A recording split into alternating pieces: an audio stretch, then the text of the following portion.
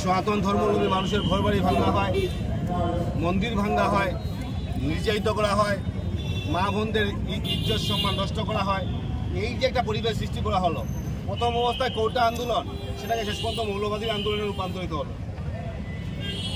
তাই আমরা ভারতবর্ষের মানুষ আমরা উদ্বিগ্ন সেই ব্যাপারটা নিয়ে।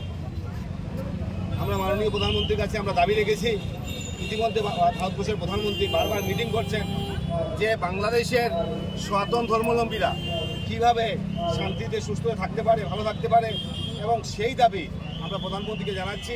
এবং আজকে আমরা বিশেষ করে সনাতন ধর্মাবলম্বীরা আজকে আমরা রাস্তায় নেমেছি সামনের দিন যাতে এরকম কোনো ঘটনা যাতে বাংলাদেশ না হয়, বাংলাদেশে আমাদের সনাতন ধর্মাবলম্বী ভাই বোনরা যাতে সুস্থ থাকে, ভালো থাকে।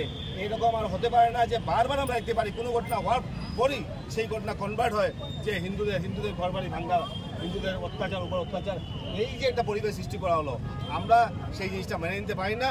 তার জন্য আমরা আজকে রাজপথে আমরা নেমেছি এবং সামনের দিন যাতে এই মেসেজটুকু যাতে আমরা বাংলাদেশ সরকারের কাছে যাই, এবং বিশেষ করে শুধু বাংলাদেশ সরকার নয়, আজকে এই ঘটনার জন্য শুধু ভারতবর্ষ নয়, বিশ্ববাসী আজকে লজ্জিত। বাংলাদেশ যে জিনিস দেখা, ছাত্র আন্দোলনের যে আন্দোলন দেখতে পারলাম যে সনাতন ধর্ম নাকি শান্তির ধর্ম। হ্যাঁ, সনাতন ধর্ম শান্তির ধর্ম আমরা মেনে নিলাম, কিন্তু সেই শান্তির ধর্মে আমরা যে জিনিসটা দেখতে পারলাম, যে অরাজকতা দেখতে পারলাম, যে মানসিকতা দেখতে পারলাম, যে চুরিজামাই দেখতে পারলাম, সেই জিনিসটা আমরা মেনে নিতে পারি না। তাই সামনের দিনে আজকে ভারতবর্ষ হোক, আজকে বাংলাদেশ হোক, সংখ্যালঘুরা সুস্থ থাকবে, ভালো থাকবে, সেটাই কাম্য। আজকে বাংলাদেশে যে জিনিসটা দেখতে পাচ্ছি আমরা, আমাদের ভারতবর্ষে কিন্তু সেই পরিবেশ নেই। আমাদের ভারতবর্ষে সেই পরিবেশ হয়নি। আমাদের ভারতবর্ষে একটা সুস্থ সুন্দর পরিবেশ আছে। তাই আমরা চাই বাংলাদেশের পরিবেশটা ঠিক থাকে।